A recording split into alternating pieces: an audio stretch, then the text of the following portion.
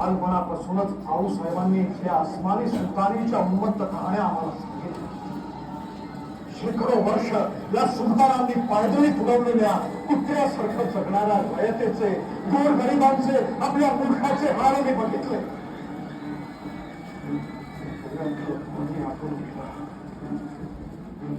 आलं हे असे अत्याचार थांबलेच पाहिजेत. या राक्षसांना गाडलंच पाहिजे.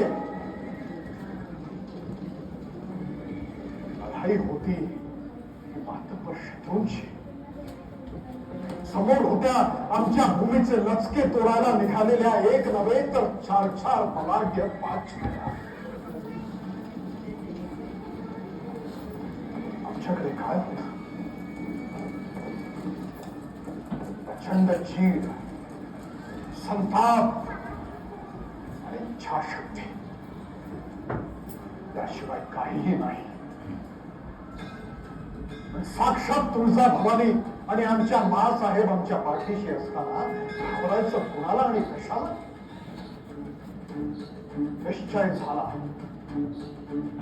300 वर्ष गुलामगिरीत खितपत पडलो होतो. आता बास. इथून पुढे आपल्याला वाघासारखं जगायचंय. या भूमीवर गिरट्या घालणाऱ्या गिधाडांशी लढायचंय. या लढाईत आई जगदंबेनं आमच्या पदरात सवंगडी घातली केली कसे? कायम एका हातात निखारा आणि दुसऱ्या हातात तुळशी पत्र घेऊन आमच्या पुढे उभे राहणारे. कुणी आपल्या मुलाचं लगीन सोडून कोंडाण्याकडे धावला. कुणी तोफांचे आवाज ऐकून येईपर्यंत खिंडीत मृत्यूला रोखून धरलं. तर कुणी तुफान दर्यात शौर्याचं वादळ घातलं. सारच नवल. पण आश्चर्य वाटतं की आमच्या आधीच कुणी का केलं नाही. याच मनुख तेचेला होत होता. मंदिरं तीर्थक्षेत्र मोठी जात होती. माता भगिनी भ्रष्ट केल्या जात होत्या. त्याची जीव कुणासच येत नव्हती.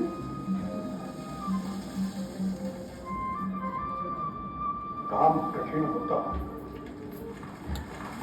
थंड पडलेल्या राखेत खोल दडलेले तरी दुमसते निखारे शोधून त्यांना पुन्हा फुंकर घालायची.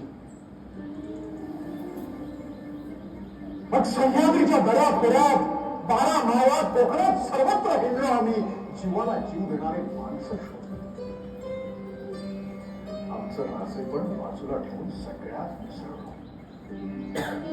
एकमेकांचे आयुष्यभराचे सवंगडी बनलो. साऱ्यांची मिळून एक ऊठ बनली. आम्हाला जसा जसा एक एक हिरा सापडत गेला तस तसा त्याला कायम योग्य कामासाठीच निवडला.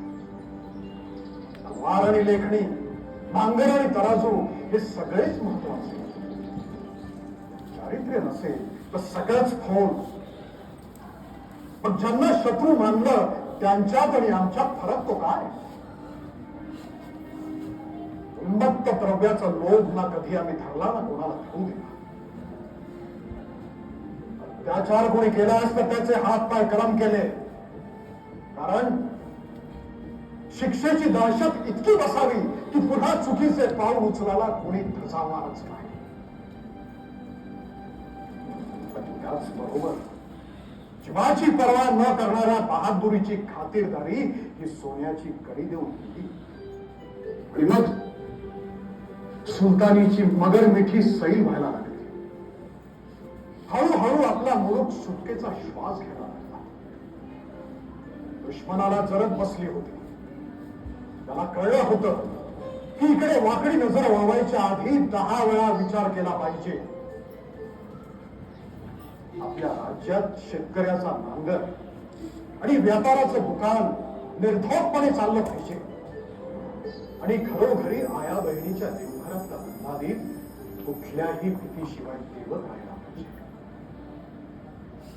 हे जर होत नसेल तर त्या छत्र चामराची आणि सिंहासनाची काय किंमत?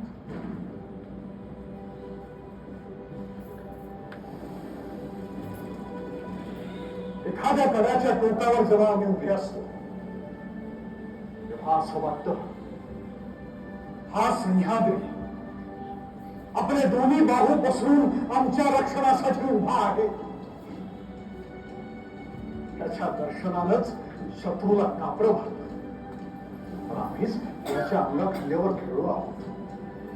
याच्या कित्येक शिखरांवर तर आम्हीच मूर्जांचे, माचांचे आणि गडकोटांचे दागिने जळवले. एक एक किल्ला असा देणार की त्याच्यावर विजय मिळवायला दुश्मनाला कित्येक जन्म घ्यावे लागतील. किती आक्रमण झाली पण प्रत्येक वेळी आपल्या गनिमी काळानं शत्रूला हाय हाय करत पळ करावा लागला. हा एक एक किल्ला म्हणजे माझ्या एक एक जीवाभावाच्या समुद्राचं स्मारक रक्त विसरलंय. कोणाकोणाबद्दल काय काय आणि किती सांगू. आमचा राज्याभिषेक झाला त्यावेळेला सिंहासनाची एक एक पायरी वर चढत असताना मला एकेका साथीदाराची आठवण येत होती. बाजी पासलकर, सोनोपंत, कबीर, दादोजी कोंडेव, बाजीप्रभू देशपांडे, मुरारबाजी, तानाजी, सूर्याजीराव काकडे, प्रतापराव भुजर, किती किती नावं घ्यावीत. काय सांगू.